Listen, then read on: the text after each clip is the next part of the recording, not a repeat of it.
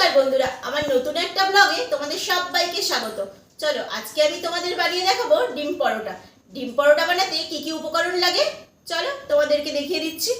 বন্ধুরা, ডিম পরোটা বানাতে প্রথমেই যেটা লাগছে সেটা হচ্ছে ময়দা।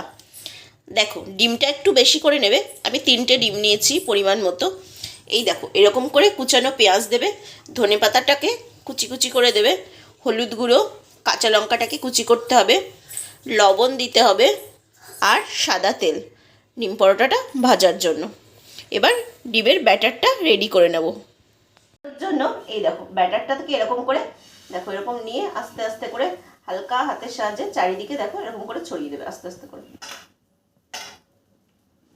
হাতের সাহায্যে দেখো চারিদিকে আস্তে আস্তে করে ছড়িয়ে দিই, মানে একটু পাতলা করে নাও জিনিসটাকে। দেখো, ডিম পরোটাটার একদিকটা হয়ে গেছে, দেখেছো?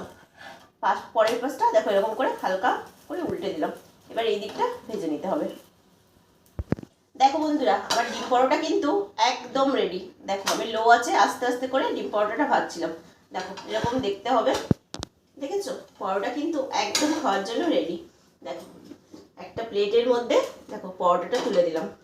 দেখো কেমন দেখতে হচ্ছে, দেখো কত সুন্দর কালারফুল দেখতে হচ্ছে।